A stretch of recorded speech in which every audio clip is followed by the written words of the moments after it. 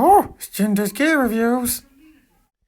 Ladies and gentlemen, welcome back to Jinder's Gear Reviews, where over the coming months I'll be doing a series of reviews of certain pieces of gear, guitars, mics, interfaces, pedals, amps, all manner of stuff that's worked for me, or perhaps hasn't worked so well for me over the last 23 years of being full-time with music. Just some sort of anecdotal reports on things that I like and things that maybe haven't floated my boat quite so much. Somewhere in the middle of that spectrum of appreciation sits this beastie. It's a small diaphragm condenser microphone with a back electret design. That's a mouthful to say. It's the much maligned, widely hated AKG C1000S. Now this is the Mark 1 C1000S. It's an inexpensive microphone. I mean, when I bought this secondhand probably about 18 or 19 years ago, it was the first condenser mic that I owned, and it was previously owned by a chap who I used to do live sound engineering with. And when he sold off his gear, he sold this to me. I paid something in the region of, I think, about 70 quid for this secondhand. They were a bit more money than that new. He had only used it once or twice. Now they retail the latest iteration of this mic at somewhere around 80, 85 quid, something like that. It does require phantom power, being a condenser microphone, as they all do. But the one scoop with this mic, which makes it very useful for live performances, you can unscrew the body, and in here you can fit a PP3 9-volt battery, which supplies its own sort of internal phantom power for the mic. I've used this mic for all manner of things. I don't think it's a great mic for recording. It has quite a lot of self noise, 19 dB in total, and you can probably hear if I shut my gob for a moment. Other than the rumbling of the traffic going by and the kids faffing around downstairs, you'll probably hear that this mic does have an appreciable amount of hiss. Doesn't matter so much for live performance. I used to use a pair of these as overheads for drums. They work brilliantly for that. In terms of recording, it's fine in a mix. If you're doing a solo performance, I found this mic a little too noisy. I tend to reach for something quiet when I want to do something like that. My SE Gemini valve mic has a much lower noise floor. My Rode NT1A, if you're looking for a budget home recording mic, the Rode NT1A is fantastic. It's a large diaphragm condenser, but Rode do some small diaphragm condensers.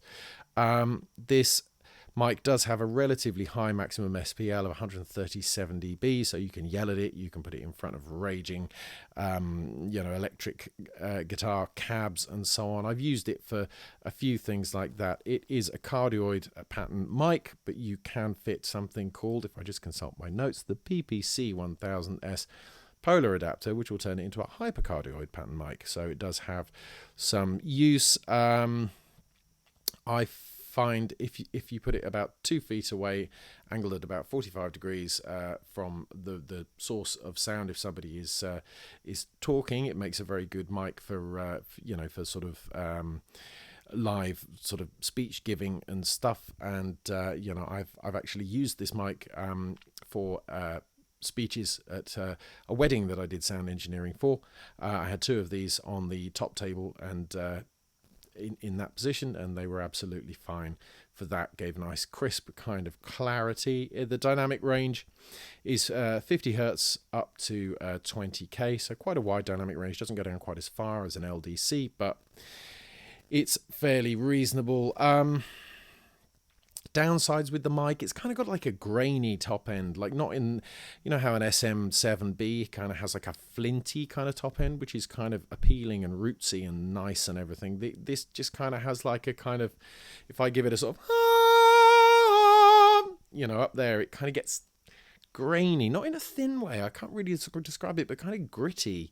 I don't know whether you can hear that if you're listening on cans. Perhaps you can make that out. But generally, with the right positioning, it picks up vocals well. It's pretty decent, really. I mean, these things get a kicking. If you read about them on forums like Gear Slut, Sound on Sound, all that kind of thing, people people tend to kind of rat on these mics a lot and basically say that they're a total piece of crap, but there's a bit more to it than that. They're not an awful mic, but they're, I think in this field, I would far rather, if I was looking to spend this kind of money on a small diaphragm condenser mic, the SE Electronics SE7 would be the one I would buy, because the noise floor is minuscule and it is a better spec mic. It comes, with a pop shield for vocal use, and it is actually a great vocal mic, the SE7.